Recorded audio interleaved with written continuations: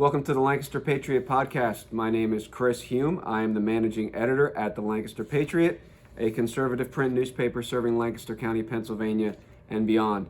Well, let's jump in right away with some local stories, and then I want to cover a topic that is happening outside the state, but is very relevant to Pennsylvania. So our first story from Lancaster County is that Armstrong Flooring files for bankruptcy in hope of a sale. This is from Reuters, and it says Armstrong Flooring Inc. filed for bankruptcy on Sunday in the hope of finding a buyer after months of negotiations with lenders over its future. So this is a company based in Lancaster. It's a public company, and they blamed inflation and manufacturing shutdowns caused by the COVID-19 pandemic for its losses and strained financial position. And that's from a written declaration from the CEO, Michael Vermette, on Monday. So this is a company that has filed for bankruptcy, and there's no doubt that the government's involvement in the economy has led to many such cases. This is just yet another example of how the government trying to quote unquote help during the quote unquote pandemic has led to people losing their jobs, has led to businesses going out of business, shutting down, filing for bankruptcy because the government got involved in the economy. Anytime the government gets involved in the economy, bad things happen. What should the role of government be when it comes to the economy? It should be to step back and basically do nothing. Enforce contracts, make sure the companies are honoring their contracts, and if there's foul play, if something like that, the government could come in, a civil magistrate could enforce that and call someone to account for failing to do what they said they would do. But other than that, the government should not be involved in any way in regulating when businesses should open, should close, as far as quote-unquote pandemics. They shouldn't be manipulating the economy by providing subsidies, by helping some companies and hindering others by doing minimum wage laws, which only hurt the small companies and help the big ones. So here's another case of the consequences of the government's response to COVID-19. And if the government would have done nothing, we would be much, much better off than we are now.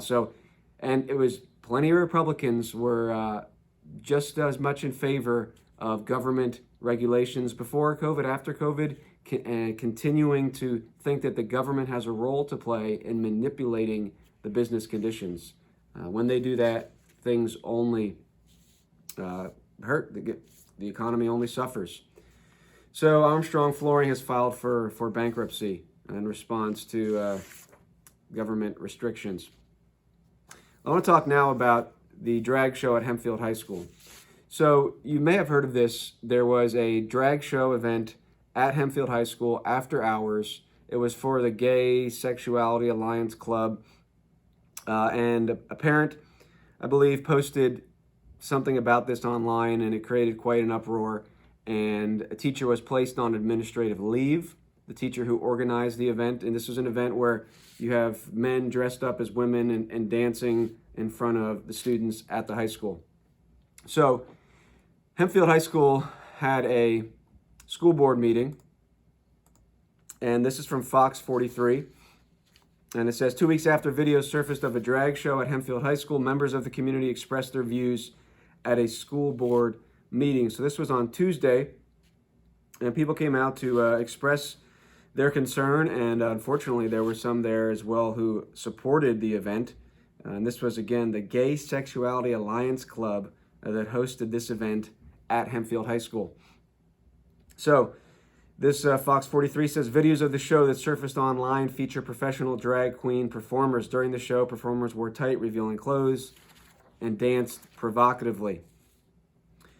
One of the parents said, it's a form of child abuse, and it's about indecency in our schools and lack of leadership. So since the event now, there have been a total of 3 staff members placed on administrative leave. However, there are others who are supporting this event, and saying, this is great. This is good for our students. This is an opportunity for them to express themselves. According to this story, there was a Jamie Beth Cohen who came out and organized a silent protest in support of the LGBTQ plus community ahead of the Hempfield School Board meeting on Tuesday. And this is what she said. She said, for the district to say that they didn't know what was happening when the announcements went out over the PA system every day of the way leading up to the show seems to me like not a lot of transparency. And you know what? I think she's right. I think the school board knew, or the school at least, maybe not the board, I'm not sure, but the school, the administration knew quite well that this event was happening. And in fact, it's reported that this is the third year that this happened. So she's right. The school board, the school administration, I'm sure they knew about this. It would be very shocking to me if they didn't know about it. If students knew about it, teachers knew about it, obviously. Apparently, it's something that happened more. This is not the first time it happened. And so Cohen is right about that. I disagree, obviously, with her support of it. But it does reveal just the complete and utter brokenness of this government school system. I mean, it is a joke. I just want to plead with you. If you have kids in the government school system, the solution is not to reform that system. The solution is to get rid of it. The government school system is garbage. It does not provide a good education. In fact, it is damaging to children. It promotes perverse things such as this. It's a waste of money. It's a waste of resources. And it's one of the leading reasons we have property taxation and other taxation to fund the government indoctrination of our children. And if you are a conservative, you should be against socialism. And government education is one of the most socialistic practices that you can have. And it's thriving right here in the United States of America, that we like to say is opposed to socialism. Government education, government indoctrination is socialism. And the answer is not what these Republican candidates, Doug Mastriano, Charlie Giroux, Bill McSwain, Lou Barletta, they are not going to solve the problem, because they will not address the underlying problem with government education, that is that it is unbiblical, it is socialistic, and it is detrimental to our society. The way that we can get away from all this stuff is, number one, if parents who care about their children being brought up in the nurture and admonition of the Lord, who care about their children being protected from perverse things such as this, for parents like that to pull all their children out of the government school system. Stop trying to reform this beast. It is not, it's irredeemable. It's a broken system from the beginning. So don't try to reform it. Now, at this school board meeting, Lidditz Chooses Love, which is a group promoting the abomination of homosexuality and transgenderism, raising their fist at God and mocking his created order. This is a group that is active. They went out to this event and supported the LGBTQ plus quote unquote community. Again, it's not a community.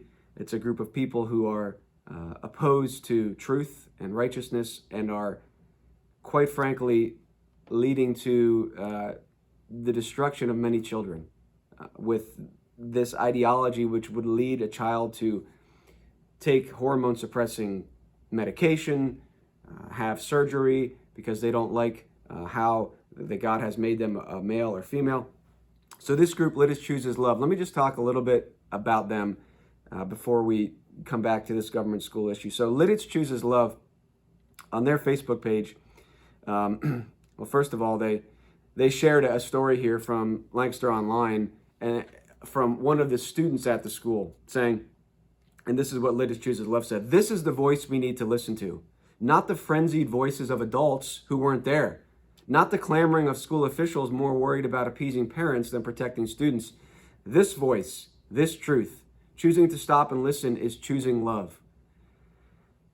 So apparently, according to Lidditz Chooses Love, the voice of truth that we need to listen to are the students who know apparently what's best for them when it comes to sexuality and transgenderism and homosexuality and all this nonsense. Now, unfortunately, most of the adults perhaps at this school and even many of the parents will not have much of a better solution than this child anyway. But This is not the voice of truth. One of the students at the school who's saying, well, I was there. You guys are judging this drag queen performance from a distance. I was there and I saw what happened. And this is a wonderful thing, and it encourages us in this community of sexual perversion. That's not the voice of truth. The voice of truth is God's word, which says in the beginning he created them male and female. Now, I will note, though, as well, that this the idea that there's an issue here with the sexuality part is something that the school board members, at least some of them, are saying, oh no, we don't have a problem with the LGBTQ plus quote unquote community. We don't have a problem that this event was done by the Gay Alliance Sexuality Club. We don't have a problem with that. We're just concerned of whether or not it was inappropriate for students in general. And right there, folks, I mean, they have shown their hands, and it goes back to what Cohen said. They know they're promoting this stuff in the school, and many of them knew about this event. And they are adamant and up front saying, we don't have a problem with the perversion of sexuality. We just maybe have a problem with the way this event was carried out. What more do you need to know if you are a parent who still has some sanity left that this should not be taught, exposed to children, to students, that male and female are not distinct categories created by God? The school rejects that. They reject that. So again, I don't know why people are surprised that this happens. It's not shocking to me, and it shouldn't be shocking to anyone who is thinking about this issue that something like this happened here in Lancaster County. If we continue to allow the government to run education, this is going to continue to happen. This is not new, the idea of this. I mean, government education has long ago abandoned any biblical framework of morality, and all education is moral. So you cannot have an education that is not based on some worldview. And the government school system has rejected the biblical worldview. So this is what's going to follow. You're going to have a school that is completely open to the idea that boys can be girls, girls can be boys, that men can marry men and women can marry women, abominations in God's sight, things that lead to destruction for society, things that lead to destruction for students. It's not loving to promote perversion and self-destructive behaviors. So in one sense, it's kind of sad to say, but let this stuff come out. And if you're still surprised by it, you need to really examine your understanding of what the government school system does and why the government school system should be in charge of educating children. Ask yourself that question. If this is what the government school system endorses, this is what they allow, this is what they don't even really have a problem with as far as the morality and the underlying reason for the event. They don't have a problem with it. And there are many parents that have a problem with it, and yet they still send their kids to the government school. This is what you're going to get with the government school. Why do we think that the government school the government should have any authority over the education of your children, of my children? And this is the problem with the GOP. They say what they need to say. They say what parents want them to say. Oh yeah, we're for parental rights. We're for school choice. We're have the money follow the child. Yeah. No, that is not the solution. Anytime government money follows anything, government regulations and government strings are attached. I don't want the government money to follow my children. I don't want the government to be involved in the education of my children. I don't want the government to have anything to do with it. And these Republican candidates are going to say, well, we can't just have no regulations on education. Well, first of all, there are many states in Pennsylvania there are many states in America that essentially have little to no regulation on homeschooling, and that is the correct stance. It should be no regulation. The government should have no regulation whatsoever on how a parent educates their child. Okay, no regulation. You say, oh, how can that be? What's going to happen? We're not going to have people who can go become lawyers, and that's ridiculous. There are many parents who will take many different approaches in educating their children.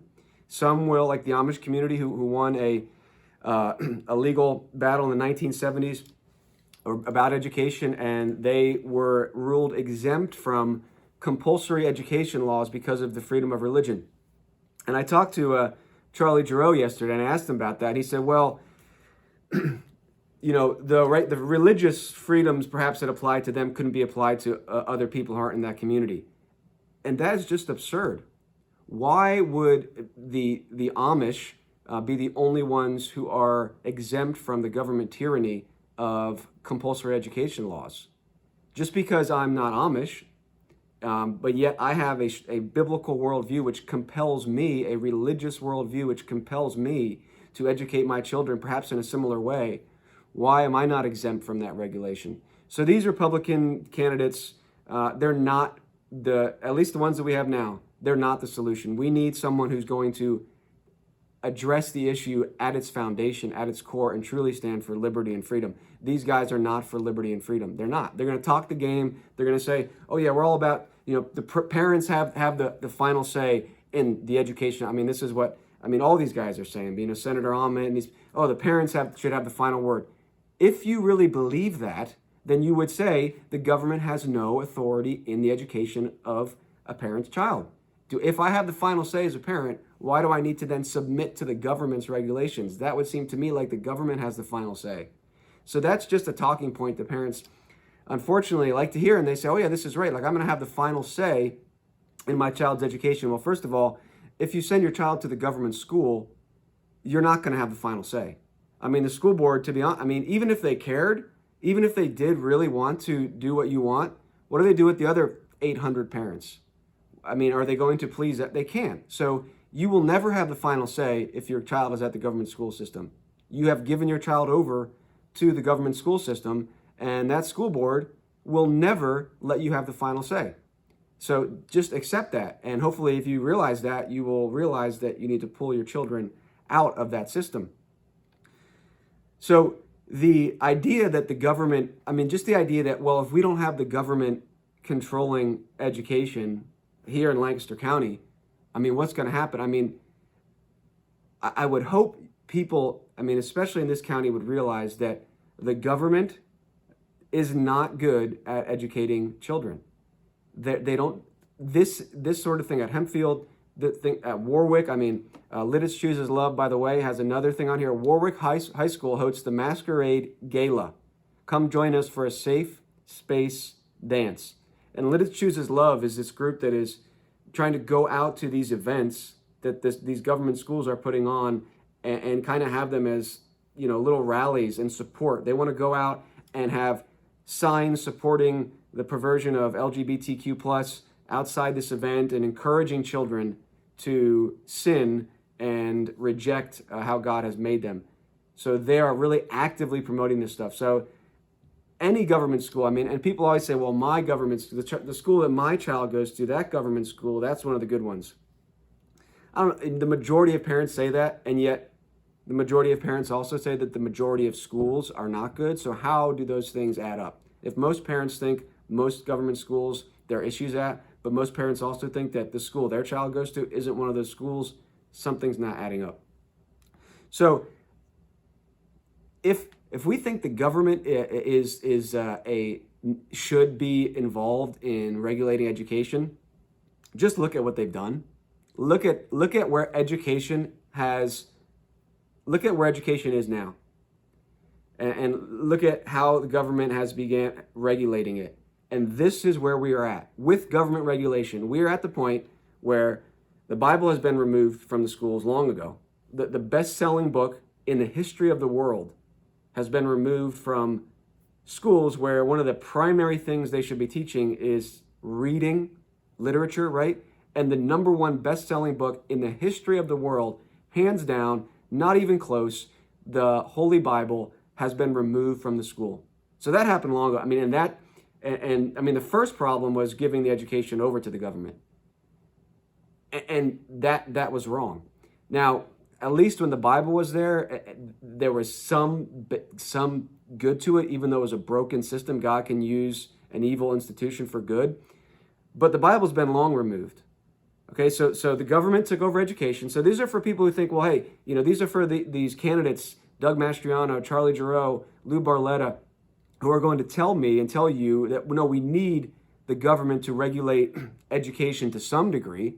We can't just say, well, the government should not be involved in education.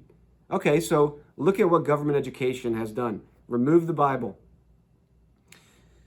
Taught the Darwinian theory of evolution, which says we all evolved from pond scum. We're just the descendants of fish. We have no higher value. There's no higher meaning to life. It's the atheistic worldview. Is there any wonder that children are depressed, that there is an increase in suicide and school shootings? Because when you don't have a worldview that teaches you that life is valuable because God, you're created in the image of God, there are consequences to that worldview that says we're just bacteria that evolved. Why not murder the baby? If we're just bacteria, why not? Okay, then you move on and you have the abandonment of marriage. You have the promotion of homosexuality. You have the promotion of sexual immorality and abortion. You have the promotion of transgenderism. This is the government school system, not to mention the fact that the government school system has done a horrible, horrible job of teaching the history of this nation, of teaching the biblical foundation of this nation. So why anyone would think that the government should regulate education at all, it just reveals to me, maybe they're a product of the government school system and they don't know the history of America. They don't know all these things, or they don't care. But if you are someone who claims to be a conservative and claims to hold to Christian values, how you can sit there and say, well, the government needs to regulate education because if not, what's going to happen? My question is, look at what happens when they do regulate education. How is that good? Return it to the people. This nation did not have a government education system at its founding, and it produced some very critical thinkers. Okay, very critical thinkers were produced in this nation without a government education system. So why we think we need that is beyond me. It's just, you're continuing to pour money and regulations into a system that is corrupt and churns out garbage. Now, there's a lot of great people in the public school system, a lot of great students. Don't misunderstand me. But the system is corrupt and broken and needs to go. So until I hear a GOP candidate or any candidate, I don't care what party, until I hear one of these men say, the government school system is a broken system that should not exist, it is unbecoming of a free nation, then I have no interest in these guys. Because they will just continue to support this system. You say, well, no, we can do what Ron DeSantis did in Florida. We can outlaw this stuff in the school. Yeah, that's not going to happen.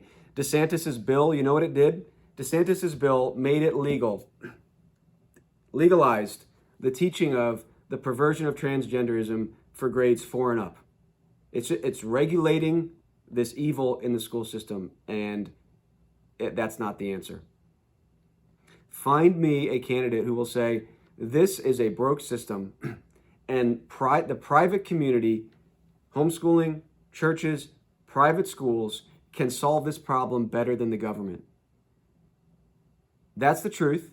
Will men say that? Will these candidates say that? And until we have one, don't support them. Force these people to actually adhere to what they say about freedom and parental rights. It's just a facade if we're actually not going to remove the government from the equation. And I don't believe in no government. The government has a place, but education is not one of them. The government's job is not to educate the people. That's straight out of just, if the government's educating the people, how are we free from the government's indoctrination and ideas? Don't you think the government has a vested interest then to educate people in the way that the whatever party or regime's in power sees fit? that is not a recipe for liberty. I mean, the idea of free thought and liberty is very important so that the people can hold the government accountable. So we need to understand that if the government is educating the citizens from pre-K for the next 12, 13 years, those citizens are not going to be well equipped to question the government because they've just been indoctrinated by the government for 12 years. So the government's job is not to educate. In a biblical society, the role of education falls on the parents. It's the parents, and this is why the Amish got it right. They said, it's our job to educate our children. We can form private schools. We can form a community school. But if we want our children to go to school until 8th grade or 6th grade or whatever, that education is much more than going to this classroom. We want to teach our children how to live life, how to run a business, how to be a good employee, how to be a homemaker. So that the parents are responsible for that, not the government.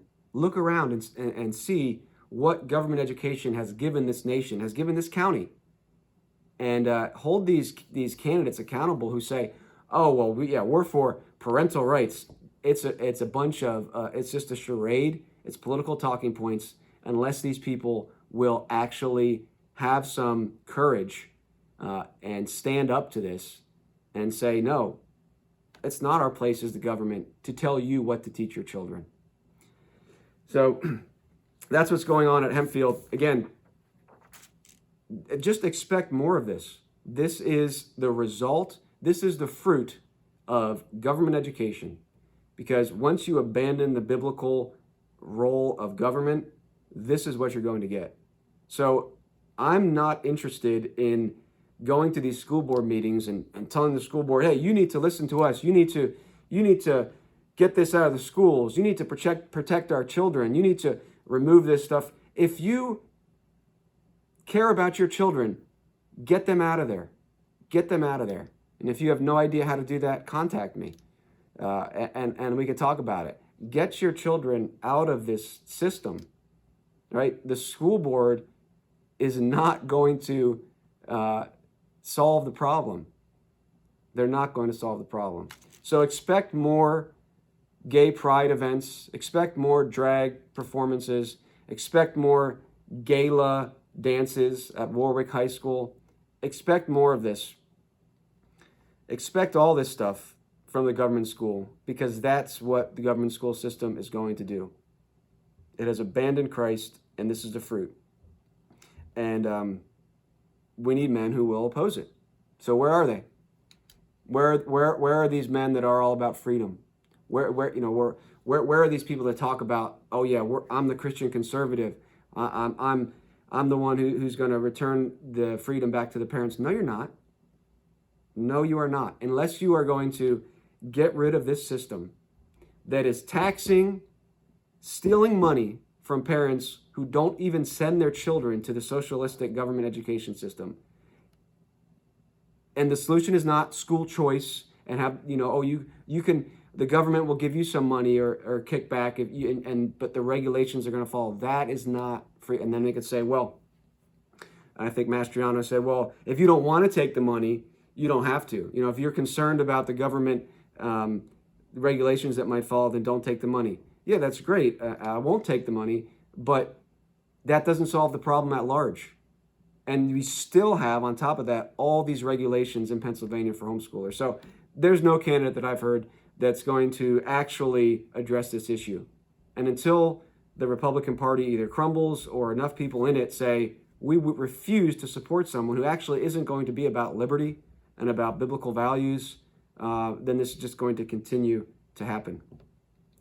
Well, speaking of compromise within the Republican Party, I want to now talk about an issue, and again, this format is a little different than most episodes, but I want to talk about the issue of abortion. There was a bill in Louisiana. Okay, this was House Bill 813. All right, House Bill 813. Now, this bill would have outlawed all abortion, no exceptions. All right, and the Daily Wire reported on this. It was sponsored by a Republican representative in Louisiana, and the bill would acknowledge the sanctity of innocent human life, created in the image of God, which should be equally protected from fertilization to natural death, to ensure the right to life and equal protection of the laws for all preborn babies. And here's the key: it applied statutes about homicide to children in the womb. And stop there for a minute. If you are pro-life and you say life begins at conception, if you're going to say that, then be consistent in your profession. If life begins at conception, then the taking of a human life at any point after that is murder. If it's not murder, what is it? And if it's not murder, what is the taking of an innocent human life? So if you're pro-life, this is the only consistent position that there is, that to willingly, knowingly murder a child, abort a child, is murder. To abort a child is murder. If life begins at conception, the value of that life does not increase or decrease based on the size of the baby, based on its development. If that's the case, then if we're going to go with, well, it's not fully developed, well, a 2-month-old baby has much more developing to do. It is fully dependent on its mother or father, and so why not kill that baby? So this bill, it made it through committee, all right? And this bill was the correct bill. This was the biblical response to abortion. The biblical response to abortion is to treat abortion as murder. And the consequence for that, for abortion, should be the same consequences for murder. I want to read something to you, and you're gonna see how this idea is so foreign, and in fact, worse than foreign. This idea is repulsive to quote unquote pro-lifers who claim to be basing their view on Christianity. They claim to be pro-life because the Bible says life begins at conception. So I want to read this. Give me a second here to find it here. And actually, I'll read it from here. If you get the Lancaster Patriot newspaper, which I hope you do, I have this quote on page 2. This is from James Jordan, looking at the biblical law for murder. The biblical penalty for abortion is mandatory death. The physician responsible for performing the abortion is a murderer and should be put to death. Since at least 2 people are always involved in it, abortion is conspiracy to commit murder. And the mother, the physician, the nurses, and the father or boyfriend or husband who pay for it, all are involved in the conspiracy, and all should be put to death for conspiracy to commit murder. He says this is key. Until the anti-abortion movement in America is willing to return to God's law and advocate the death penalty for abortion, God will not bless the movement. God does not bless those who despise his law. Okay? That's the Bible. If you're going to say, well, we're pro-life because the Bible teaches life begins at conception, well, be consistent with what the Bible teaches. And the Bible also says, you shall not murder, and he who sheds innocent blood, he shall be put to death. So again, be consistent with your profession. Just as these GOP people who say, well, yeah, we're all about parental choice. No, you're not. And those who say, yeah, we're all about pro-life and life begins at conception. No, you're not. Unless you're going to take the position of the Bible on life, you're not pro-life. Because if you can murder a baby because of X, Y, or Z, and if you can murder a baby and then not face the consequence of murder, you're not treating it as murder. You're not treating it as murder. Now,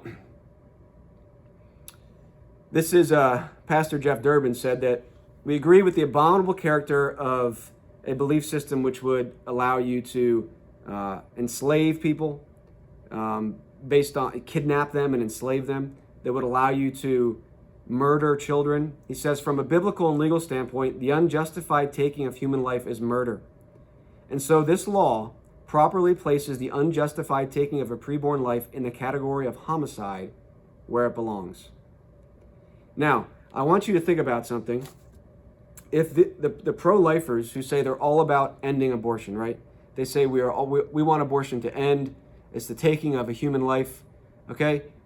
I'm going to tell you something. Most of them are just as compromised as the pro-aborts. because when they have a bill before them that honors the biblical position of life, that protects innocent life, that gives justice to the unborn, they hate that law.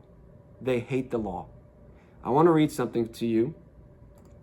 This is from the governor of Louisiana, Governor John Bell Edwards.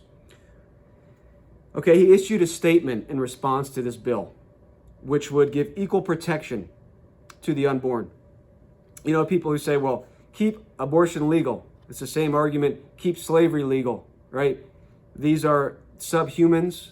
We should not treat them as we treat other humans. We should have a different category of humans here. And so abortion, those who want to keep abortion legal or not enforce the laws of homicide against the murdering of children are borrowing from that worldview that promoted the chattel slavery in American history. They would say, yeah, you can kidnap someone and then sell them in slavery because they're subhuman. Which, by the way, biblically, if you kidnapped someone to sell in slavery, that kidnapper would be put to death.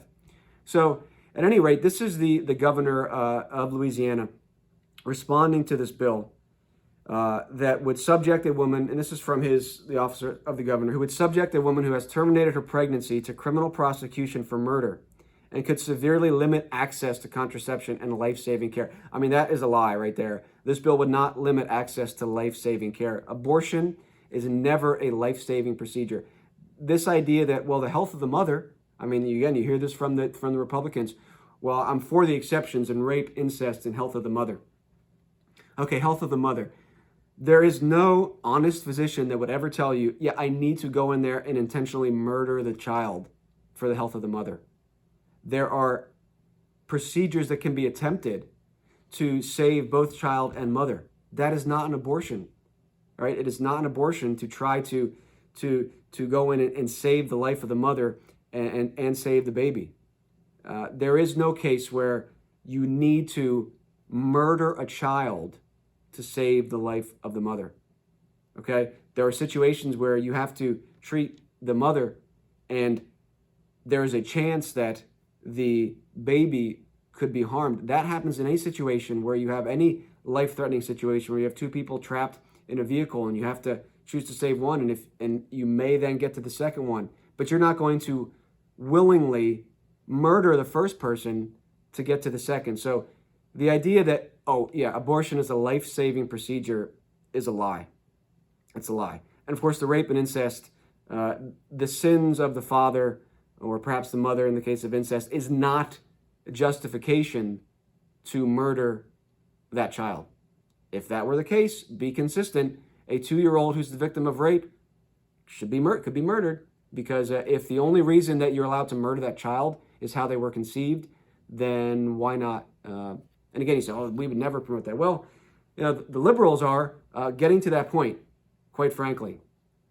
And the Republicans respond to that and say, oh, this is absurd, this is butchery, and it is, but they respond to it and say, this is butchery, look what the liberals are doing. They're promoting full-term abortion. They're promoting maybe even infanticide, which they are. But the Republican people, the Republican leaders who allow for these exception clauses of rape, incest, and the health of the mother are just as guilty of taking us down that slippery slope. Because if you can murder a child because he or she was the victim of rape, like Kathy Barnett, a candidate for U.S. Senator, if you can murder that child in the womb because they were a victim of rape, you have no moral or ethical foundation to say that you shouldn't do that when that baby's full term, or that you shouldn't do it when the baby is a day old. You have abandoned any position to critique the liberals when you allow for the murder of a child. So again, conservatives reject any candidate who will not say boldly and clearly that they refuse to have exceptions in the case of the murder of our children as a nation, as a state. So the Louisiana governor, this is what he said. My Catholic Christian faith teaches me to be pro-life. Okay. He goes on. which is something I've been honest and upfront about with the people of Louisiana, who I believe mostly agree with me. And this is his whole statement. I'm reading what he said here. But House Bill 813 is not a pro-life bill. Okay, I'm going to pause there for a minute. This is exactly what you'll get from the Republican, I would say mainstream, but even those who are positioning themselves as a worthy alternative to the rhinos. This is what you're going to hear from those people. They're going to say, and again, if someone's going to say, no, this candidate's not like that, then I want that candidate to come out publicly and say, House Bill 813, and I want them just to say, well, if that bill came to my desk, yeah, I'd sign it. That's great. But someone might say that, and then you look at their website and they say, oh, well, yeah, but I'm for exceptions. So I want a candidate that will come out and boldly, clearly say abortion is murder, and the only just response to that is to treat it as such and deal with the consequences of murder in that way. So Governor Edwards said this. He said, House Bill 813 is not a pro-life bill. In addition to the fact that this legislation is patently unconstitutional, this bill would criminalize the use of certain types of contraception as well as parts of the in vitro fertilization process, and it could even serve as a barrier to life-saving medical treatment for any woman who is suffering a miscarriage. Again, that's a lie. That's not true. It has nothing to do with that. To suggest that a woman will be jailed for an abortion is simply absurd. Now, I would ask him, why is that absurd? Well, first of all, I don't think it should be jail. The jail system is an unbiblical system. The consequence for premeditated murder should be capital punishment. But why he thinks it's absurd to criminalize abortion, I don't know. If you say you're pro-life, if you say that abortion is murder, why not criminalize it? That's the question. That's the question for this governor of Louisiana, and that's the question for these Republican candidates who want to say they're pro-life and yet won't boldly, clearly, not just say, well, I'd sign it maybe if it came to my desk, or yeah, I would, but would agitate for it and would call for the abolition of abortion because it is murder and it is an abomination in God's sight. So we're going to have to wrap up there for today, but there you have two cases, the government education system and the abortion issue, where these Republicans who are saying, oh yeah, we're for freedom, we're for liberty, and yeah, we're pro-life, most of them, they're not worth their salt unless they're going to actually do something, get rid of the government education system, right? And then, so the government should not be involved in that, but they should be involved in the protection of innocent life and punishing evildoers.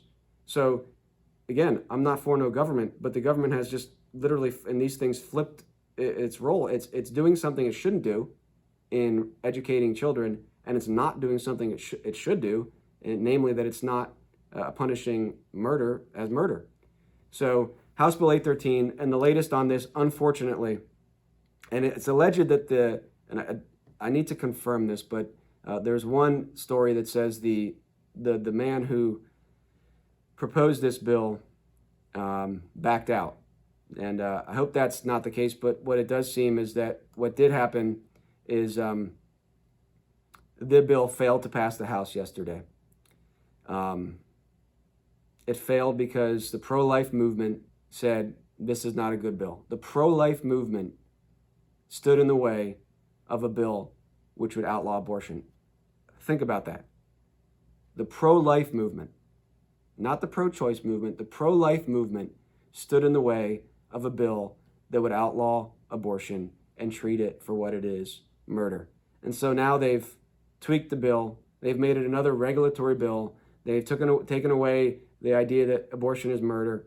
And I just want to wrap up here with a quote from the director of Free the States, T. Russell Hunter. He told the Daily Wire this. He said, "We came to support HB 813 as it was a righteous and just bill treating abortion as murder and standing up to the unconstitutional rulings of the Supreme Court. As it has been amended and is no longer an abolitionist bill, but a standard pro-life bill that does not treat abortion as murder, does not establish equal justice, and submits to Roe v. Wade, we now oppose HB 13, end quote. And T. Russell Hunter is right. This bill is not truly a pro-life bill anymore.